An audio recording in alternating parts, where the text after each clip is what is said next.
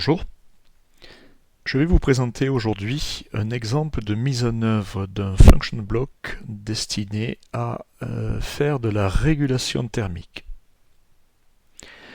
Dans le monde des machines, nous avons parfois à mettre en œuvre un système de chauffe, et qui dit système de chauffe dit régulation. Nous intervenons aussi parfois sur des machines existantes qui présentent des régulations existantes qui ont été mises au point il y a plusieurs années par des automaticiens qui ne sont peut-être plus dans l'entreprise, qui ont changé. Et donc, on fait face parfois à des difficultés d'adaptation, d'évolution, de changement. Alors, ces régulations, lorsqu'elles ont été installées, donnaient de bons résultats. Mais voilà, quand il faut re-rentrer dans le programme, que l'on n'a plus l'historique, que l'on ne connaît pas toutes les, entre guillemets, les astuces qui font que ça marchait bien, eh bien, on est souvent un petit peu perdu dans le programme.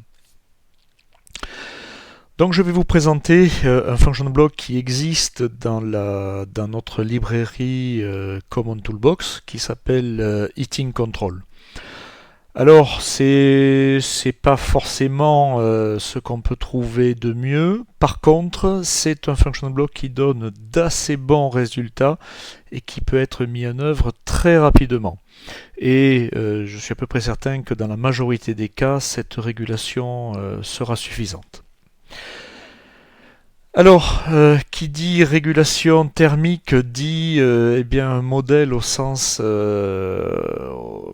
comment dire, au sens des systèmes asservis. Donc là, je vais vous proposer de tester cela sur une simulation PC, puisque eh bien, la régulation thermique, c'est un processus qui est lent, hein. On parle de plusieurs secondes. Dans notre cas, on va utiliser un échantillonnage à 100 millisecondes, c'est largement suffisant.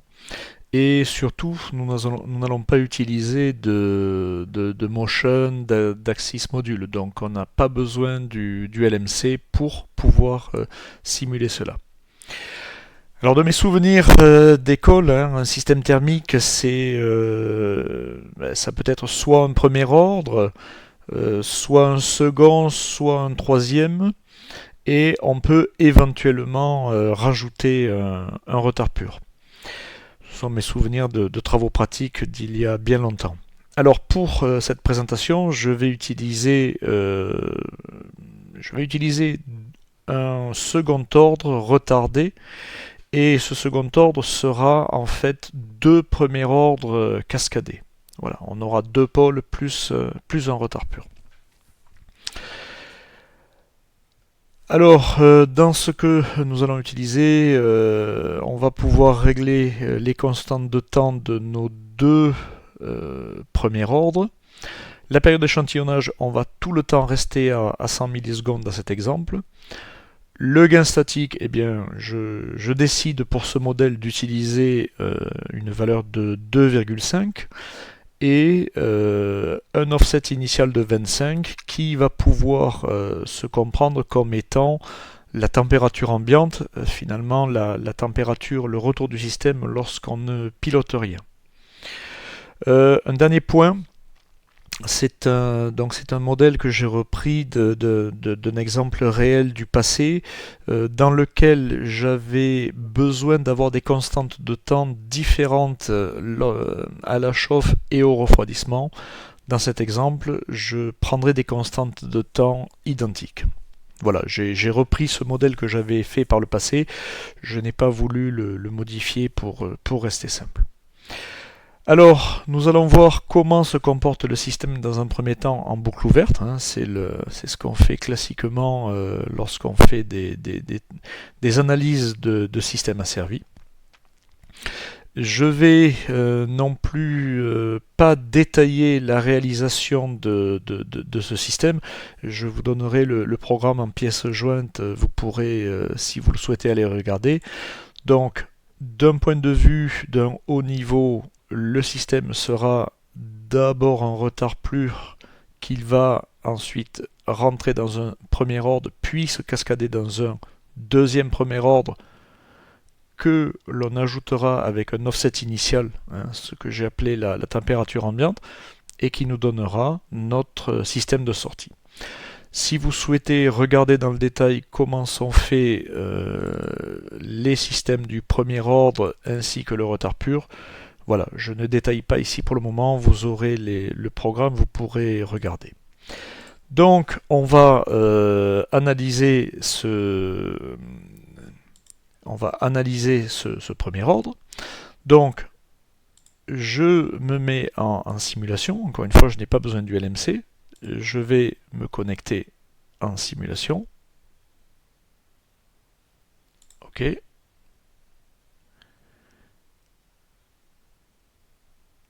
Voilà, et on va regarder ce qui se passe. Donc, j'ai préparé une trace avec, oui, peut-être le programme rapidement. Donc, tout simplement, dans le programme, j'ai défini différents cas de figure pour différents essais de mes paramètres. Dans cette présentation, nous allons utiliser le premier ordre simple, avec une constante de temps de 5 secondes sans retard. Et je prendrai également le cas numéro 3, où j'ai une constante de temps à 2 secondes, une constante de temps à 10 secondes et un retard de 5 secondes. C'est un système qui potentiellement peut osciller, celui-là, qui n'est pas forcément simple à réguler. Donc c'est un très bon exemple pour mettre en œuvre ce bloc de régulation. Donc le function block du système, c'est celui que je vous ai montré juste auparavant. Je lui donne les paramètres, on va dire les paramètres physiques. Alors dans une vraie machine, c'est quelque chose que l'on qui serait entre guillemets subi, hein, ça serait inhérent au système de chauffe. On ne le définirait pas comme ici. Ici, on le définit uniquement parce que c'est un système simulé, modélisé. J'ai une bascule RS de reset et enfin, donc un signal de consigne et un signal de retour. Donc, dans un vrai système, ça, ce serait ce qui piloterait le système de chauffe et le signal de sortie serait en fait le capteur de température. Donc, nous allons voir en boucle ouverte comment se comporte ce modèle. Donc, je démarre. Que me donne la trace?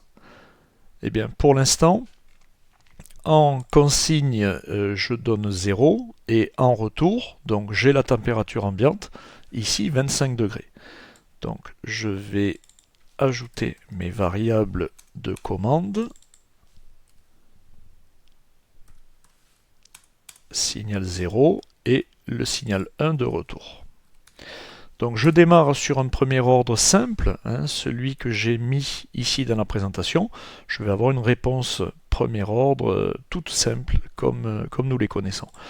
Donc si je donne une consigne de 40, j'ai un gain statique de 2,5. Je m'attends à avoir une sortie infinie à 2 fois et demi 40, ça fait 100, plus la constante initiale, 125. C'est tout simplement ce que j'ai pris dans le PowerPoint. Voilà. Et je vais tangenter à 125. Si je monte un peu plus à 50, 50 fois 2,5, 125, plus les 25 initiales, ça fera 150. Voilà, c'est une réponse toute simple d'un premier ordre, c'est ce que je mets ici. Je vais maintenant prendre un système un petit peu plus évolué, donc dans lequel j'ai, comme je vous disais, deux temps de réponse distincts. Tout à l'heure, le deuxième temps de réponse était à 0, donc ça n'était pas un premier ordre, hein, c'était juste un transfert simple. 2 secondes, 10 secondes, et un retard pur de 5 secondes. Donc au lieu d'utiliser paramètre 1, je vais utiliser paramètre 3, et je me reconnecte. Download.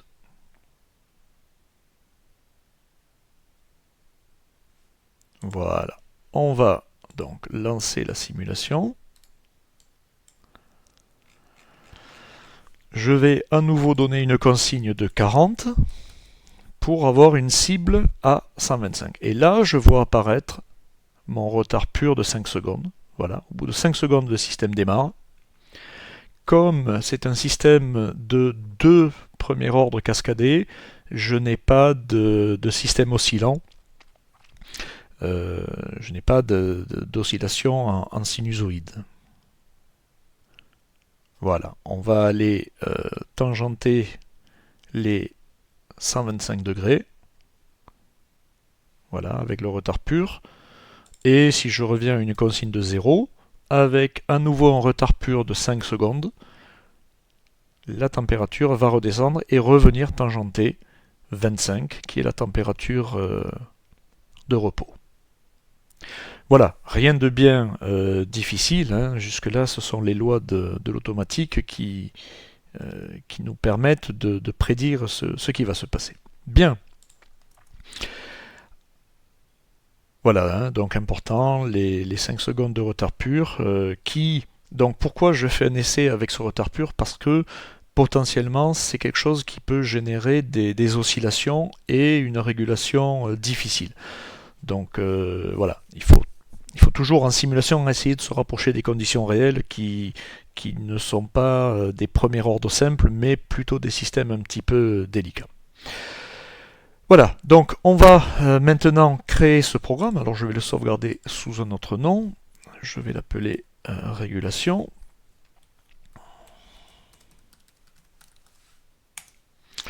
Régulation. Alors, donc je vais rajouter la librairie. Donc ici, qui s'appelle Toolbox, Command Toolbox. Voilà, Command Toolbox.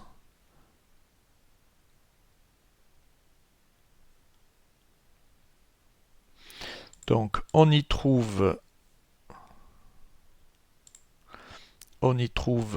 le function block ici. Voilà. Les structures que nous allons devoir ajouter et la visualisation. Donc, eh bien, allons-y. On va déclarer un FB qui est donc dans la librairie Schneider Electric Command Toolbox. Ça, c'est son namespace. Et ce bloc s'appelle Heating Control. Voilà, je prends le même nom. C'est toujours plus facile à comprendre d'où viennent les termes. Voilà. Donc là, j'ai créé le function block. Je vais l'ajouter juste avant de piloter le système. J'appuie sur F2 pour faire Input Assistant. Je le trouve également ici. Input Assistant. Et je colle son nom. Je prends la première proposition. Voilà. Donc ici, alors effectivement, on voit qu'il y a beaucoup de paramètres. Hein. On aurait pu imaginer peut-être quelque chose d'un petit peu plus structuré. Bon, ce n'est pas grave, hein. On va compléter tout ceci. Alors, un peu de cosmétique.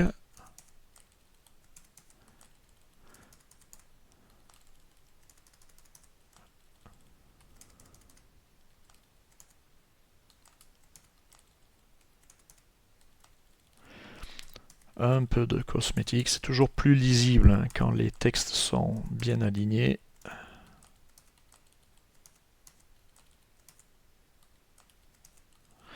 Alors,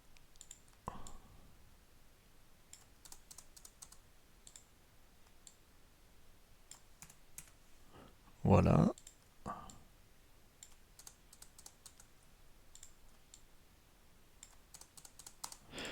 Voilà, et puis cet espace parasite que nous allons enlever. Voilà. Alors, je vais maintenant créer mes variables. Eh bien, le plus simple, c'est que je prenne les mêmes avec les mêmes noms et que je les déclare. Alors, hop, on va les déclarer. Et on va les faire dans l'ordre, hein, c'est le plus simple. Voilà, ici je vais réaligner.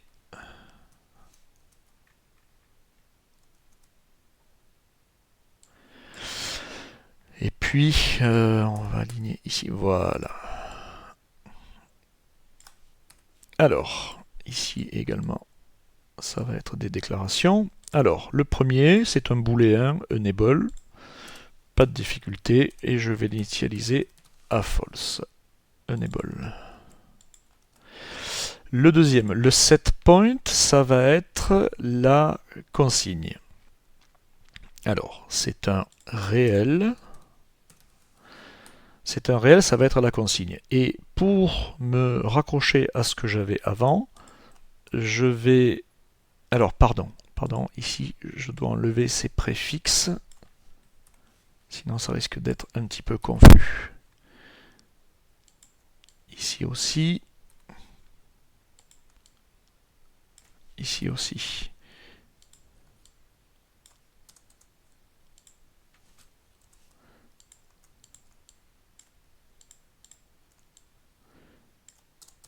Voilà.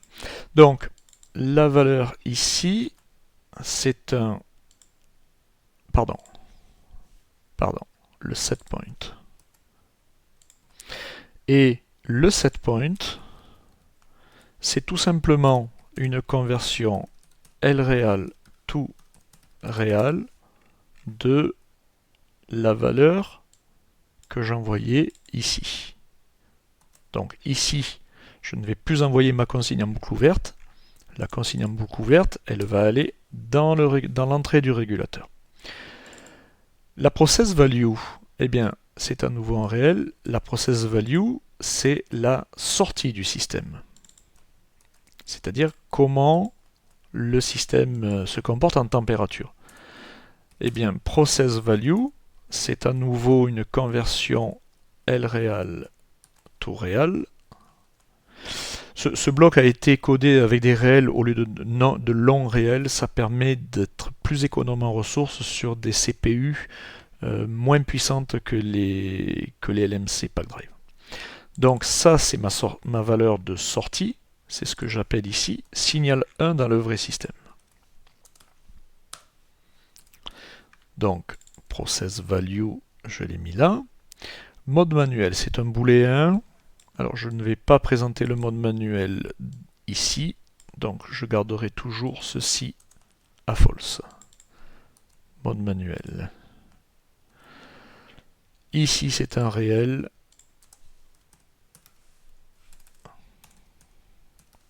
Comme je ne vais pas l'utiliser, je le recopie juste pour la forme. Je ne l'initialise même pas. Autotune. Alors, celui-là, oui, on va utiliser toujours un mode autotune. Pour vos applications, éventuellement après, une fois que vous connaîtrez le modèle, vous pourrez ne plus avoir besoin de l'autotune au démarrage, mais ici, pour cette présentation, je vais toujours le garder. Hold, je ne vais pas m'en occuper pour le moment. Reset, pareil, je ne vais pas m'en occuper pour le moment. Ensuite, alors là j'ai des structures, j'y reviendrai. Xactive, c'est une sortie. Alors une sortie, je ne vais pas l'initialiser. Le ready, c'est pareil. Alors je vais taper un peu vite, comme ça je supprimerai après. Non, majuscule. Voilà, alors Xactive, Xready. Ici j'ai une coquille. Point virgule. Xerror. Résulte, c'est autre chose, c'est pas un booléen. S-message, c'est une string.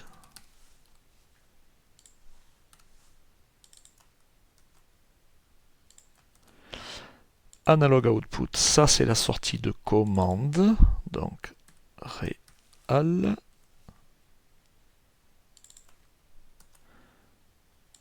Et cette sortie de commande, c'est elle qui va piloter mon entrée. Donc ça sera un real to lreal de analog output. J'en ai un de trop. Voilà. Ensuite, xpwm, c'est un booléen, nous verrons plus tard, quand on a un pilotage en PWM.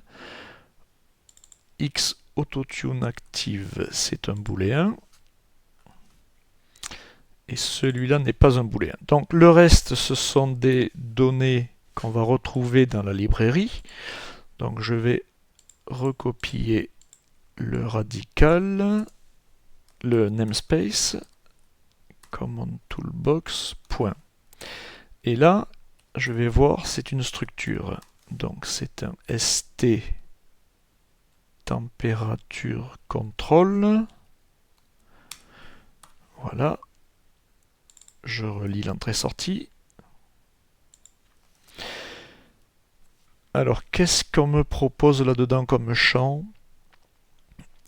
Tout de suite, je vais régler le setPoint iLimit. Celui-là, alors, I, plutôt R, voilà, setPoint iLimit. Lui, pour pas être embêté, je vais l'initialiser à 200. Voilà. OK. Ensuite, ET. Donc ça, c'est une énumération. Select parameter.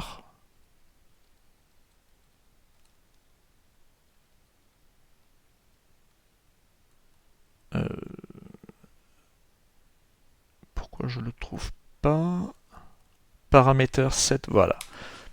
Donc lui, ça va être, nous allons le voir, hein, le function block propose différents jeux de paramètres de PID. On peut être plus souple, plus stable, ou plus dynamique, un peu moins stable, voilà. On va garder par défaut celle justement d'initialisation par défaut, c'est-à-dire qu'on ne va pas la spécifier. On pourra le changer ultérieurement. Donc ici, ensuite les paramètres PID, donc c'est une structure. C'est une entrée-sortie. Donc ce sont les paramètres que va calculer le function block. Que va calculer dans l'autotuning. Donc st paramètre set PID. Voilà. Ici, ensuite le dernier, c'est un statut. Non, on a un E. Je me suis trompé. Ici, le ET résulte. Donc c'est pareil. C'est dans cette librairie. ET résulte. Voilà, sans difficulté. Et le dernier, donc c'est un enumeration également. Status autotune. Bon, ça a l'air pas mal. Voilà. Hop, est-ce que ça compile? Je sauvegarde. Alors, j'ai une erreur. Tac, température contrôle. Alors.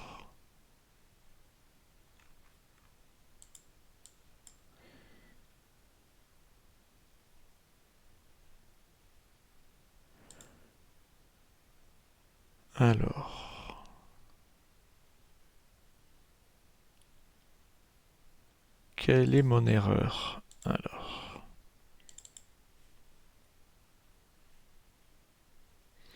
Alors c'est autour de st température contrôle. Je vais dans un premier temps enlever l'initialisation. Oui, c'est l'initialisation. Il doit me manquer un 2 points égal. Voilà. C'est ça. Ici, il y a des conversions. Alors, le R7point, oui. Je suis tellement habitué à travailler avec des longues réelles que je n'y fais plus attention. Voilà, il manque les poufs pour un petit check. On va pas s'embêter avec ça. Donc, ça fonctionne. On va rajouter une visu. Add object visu. Ah, visualisation manager, ok.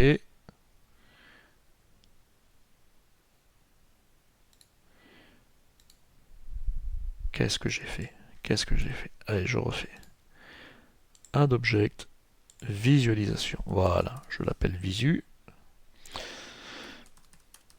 visu régule. Je vais insérer une frame de visu, heating control, ok. Alors comme toujours en position 1, 1, en taille fixe, et on fait référencer sur notre function block de régulation, .fb, voilà. Je vous une parenthèse, j'ai parlé d'un échantillonnage à 100 millisecondes, on le trouve ici, voilà. Donc une tâche cyclique à 100 milli, un watchdog de 10 fois 100 milli. Voilà, j'ai oublié de le préciser, mais c'est ici. La visu, c'est bon, et maintenant on va devoir travailler la trace également. Alors on a le set point qui est celui-ci, la process value on l'a déjà, on va rajouter la sortie que donne le régulateur, c'est-à-dire cette valeur-là, add variable to trace, ok, le PWM on le verra dans un deuxième temps. Ce qui est très intéressant, c'est que ce function block fonctionne indifféremment en analogique et en PWM. Ça, c'est très intéressant. Donc, notre trace, alors on va mettre la consigne, le résultat. On va les mettre sur le même diagramme, voilà. Et ça devrait être pas trop mal. Allez, voyons ce que ça donne. Je suis toujours sur le système entre guillemets simple. Non, je vais me remettre d'abord sur le simple. Voilà, le simple premier ordre. Démarrons. Ok.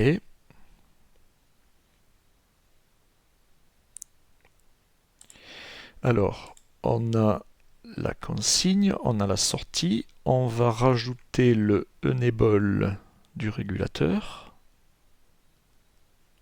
Ici. Voilà. On va mettre la visu comme ceci, la trace, et on va pouvoir commencer.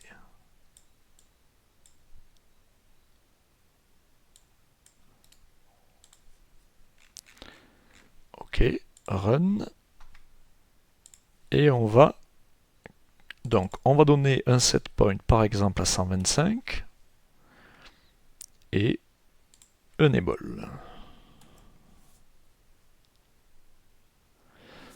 Donc ici c'est la consigne analogique du régulateur qui fait son auto-tuning. Donc là ça va très vite hein, au démarrage, et très vite on atteint la stabilité. Donc soit par une commande analogique, soit par une commande PWM, et le système a calculé donc différents jeux de paramètres PID que l'on va pouvoir retrouver. Alors je vais l'ajouter à la trace. C'est celui-ci, donc add variable to watchlist. Donc maintenant l'autotuning est fini. Si on revient par exemple, si on va aller à 150 degrés, voilà, la régulation. Donc c'est un système très simple, hein, on est très vite stable.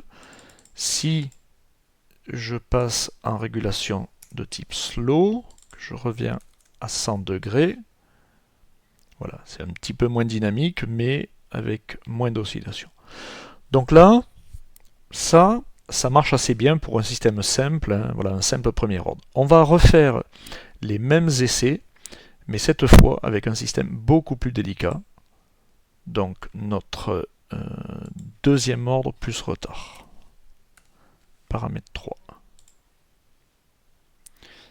Je repars à 0.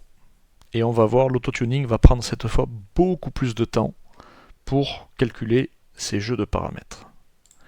Alors, la trace, démarrer.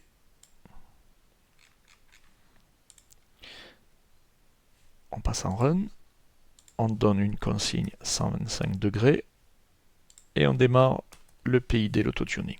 Donc voilà, hein, on voit, l'autotuning est en cours, les paramètres ne sont pas calculés pour l'instant. On retrouve notre retard pur de 5 secondes. et on va reconnaître ici la méthode des relais, c'est-à-dire qu'on va faire 3 alternances. On pilote à 100% jusqu'à franchir la consigne, puis on arrête jusqu'à refranchir la consigne. On fait ce scénario 3 fois, et donc c'est ce qui s'appelle la méthode des relais. On peut ainsi déterminer la réponse du système, les paramètres optimums. Le deuxième. Donc c'est un système lent, hein, souvenons-nous, 5 secondes de retard pur, plus un pôle à 2 secondes et un pôle à 10 secondes. Donc système lent. Et encore, par rapport à une vraie machine, c'est un système relativement rapide, hein, puisque en 2-3 minutes, on aura fait l'autotuning.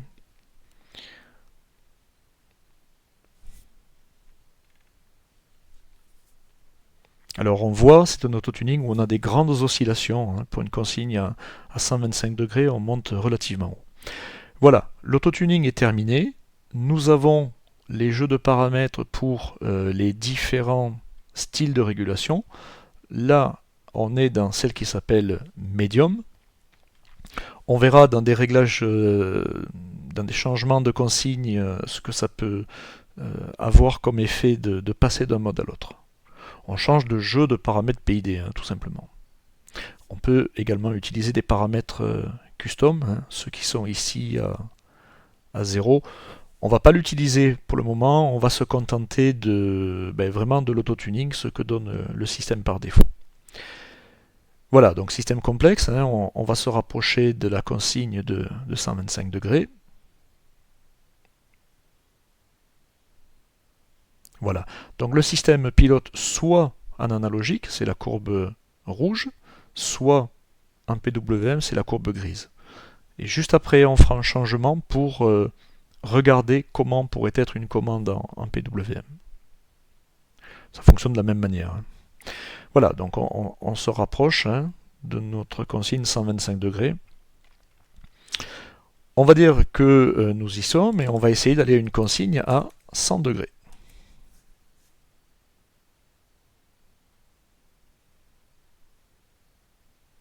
Voilà, le retard pur. On note que le système a appris ce retard pur puisque il commence un petit peu à relever sa consigne avant de l'atteindre. Donc on voit qu'on a bien une action dérivée là, hein. On anticipe sur le retard pur du système.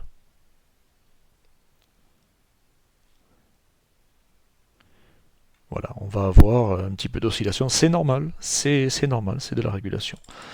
On va passer maintenant sur un système lent, donc on va changer de jeu de paramètres, voilà, surligné en jaune, et on va à nouveau changer de set point, on va revenir à 125.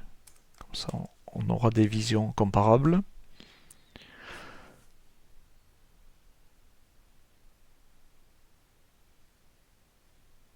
Voilà, notre retard pur de 5 secondes.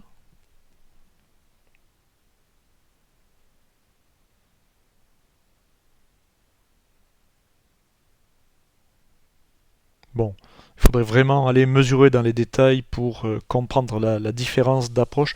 Alors, on peut le voir effectivement. Quand on était en médium, on allait s'approcher beaucoup plus près que quand on est en slow. Effectivement. Donc le slow, moins dynamique et plus stable. On va maintenant se mettre en offensive. On imagine que là, on va aller chercher les oscillations. On va voir les paramètres de PID ici qui vont changer. Je suis en offensif et je vais revenir à 100 degrés. Ah, on voit que le set point cette fois descend beaucoup plus bas. Hein, on voit que la partie, les paramètres sont beaucoup plus forts. On va très certainement dépasser aussi un petit peu. Voilà. Mais, donc, ce qu'on perd en oscillation, eh bien, on le gagne en dynamique. Voilà. Donc, le système hein, nous propose ces jeux de paramètres KP, KI, KD. On peut s'en servir, s'en inspirer pour créer nos propres paramètres de régulation si eh bien, les paramètres proposés ne nous conviennent pas. Dernier point, je veux vous montrer le système de régulation en PWM, puisqu'il arrive qu'on ait des systèmes de résistance chauffante que l'on commande en tout ou rien par un contacteur. Donc je me déconnecte et je vais faire l'hypothèse que ma consigne, alors je vais dupliquer la valeur analog output, je vais l'appeler 2 et donc 2 et je vais dire que cette consigne analogique 2, ça c'est plus pour raccrocher les morceaux avec la simulation. Donc ça va être on va prendre une valeur directe, par exemple, on va dire 80 multiplié par. On va convertir le booléen vers un réel, et le booléen de sortie PWM, c'est celui-ci. Voilà. Ça veut dire que ma consigne pour le système, ça sera soit 0, soit 80. Et cette variable, on va l'ajouter à la trace, ici, et on va la mettre sur... on va la mettre... oui, ici, allez. Voilà. Et pour démarrer simple, je vais commencer par le premier ordre, tout simple, qui est facile à réguler.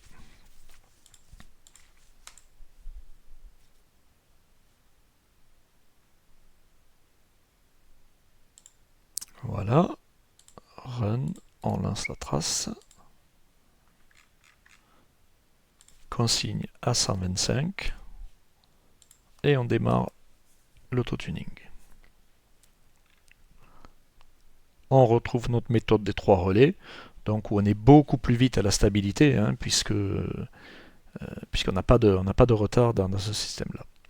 Donc on retrouve la sortie si on était en analogique, on a la sortie en PWM, et effectivement, bon, on oscille un petit peu. Alors on va essayer en donnant du slow. Voilà, ça oscille un petit peu moins. Bon, on a une régulation qui marche très très bien, hein, parce qu'on a un système simple là. Voilà, pas de difficulté. Maintenant, on va aller regarder entre guillemets, la vraie vie, les systèmes plus délicats à maîtriser. Et là aussi, on va se rendre compte qu'on a quand même des choses très très intéressantes.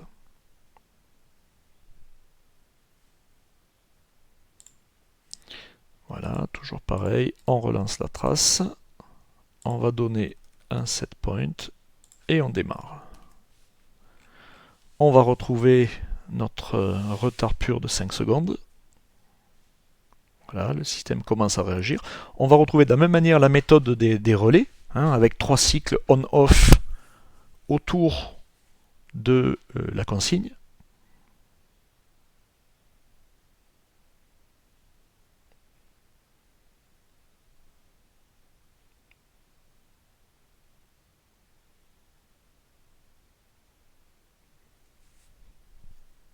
En fait, je ne vois pas bien, non, ma trace est pas correcte.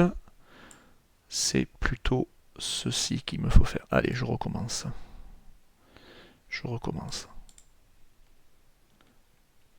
Alors, online reset. Reset où je peux faire autrement, hein. Je reset le PID ici.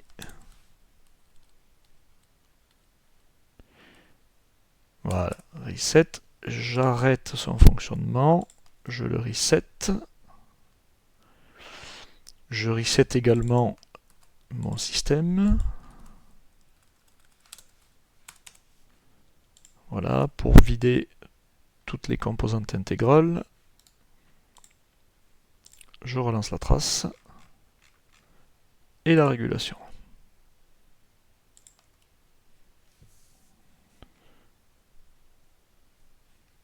Voilà, les 5 secondes de retard.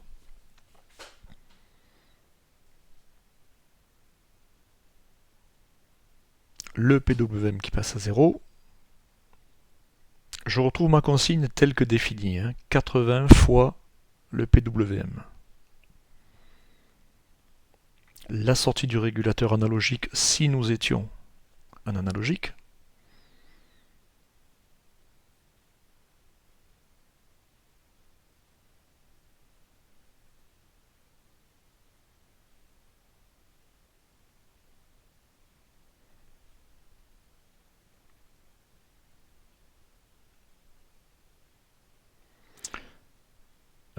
Je n'ai pas vu finir. Je n'ai pas vu finir l'autotuning. On reprend. Reset worm.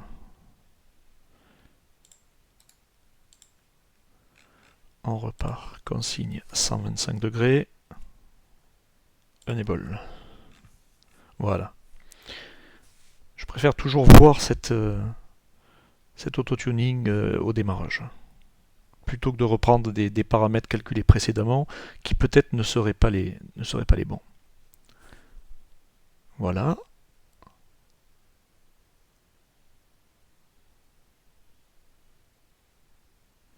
Au passage, le PWM va remonter exactement.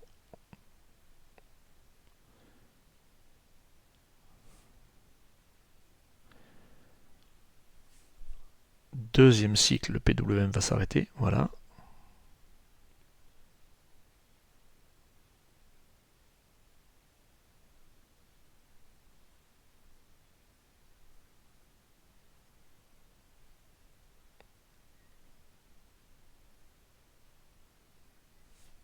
Et le troisième cycle, top pour le troisième cycle.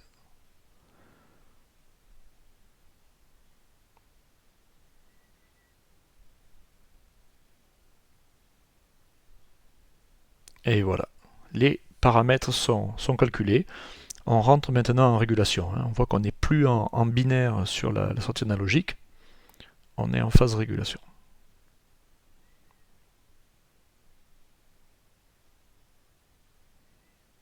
On retrouve toujours notre retard pur de 5 secondes. On retrouve l'anticipation de ce retard pur. Voilà. Avec un signal qui va converger et des oscillations. Médium, a priori, on ne dépasse pas. Si, un petit peu. Alors imaginons que ce soit trop lent, que je veuille passer avec de la dynamique. Je vais passer en profil offensif. Voilà. Imaginons que je veuille aller maintenant à 150 degrés.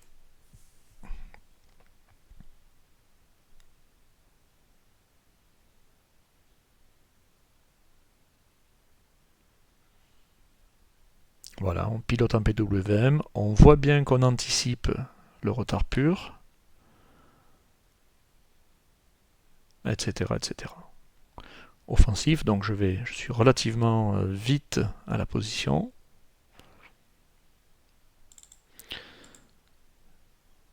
Je vais me mettre maintenant en slow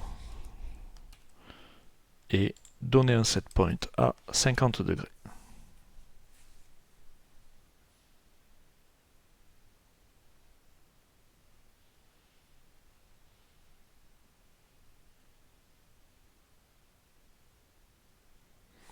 La consigne analogique qui ne sert pas, mais qui aurait anticipé, le PWM qui anticipe le retard pour venir atterrir correctement. Je suis en slow, donc voilà, pas de dépassement au début. Voilà, c'était donc pour vous présenter ce function block. Donc comme je vous dis, c'est pas quelque chose d'extraordinaire, mais ça donne des résultats relativement intéressants. Ça donne surtout des résultats très rapidement, y compris donc pour un système complexe, puisque cet exemple que j'utilise, deux premier ordre cascadés sur un retard pur, c'est quand même quelque chose d'assez critique. Voilà. L'expérience que j'ai eue du terrain, c'est quand même des systèmes un petit peu plus simples que cela. Voilà. N'hésitez pas à revenir vers moi si vous souhaitez ces programmes, la modélisation du système, je vous les transmettrai. Je vous remercie.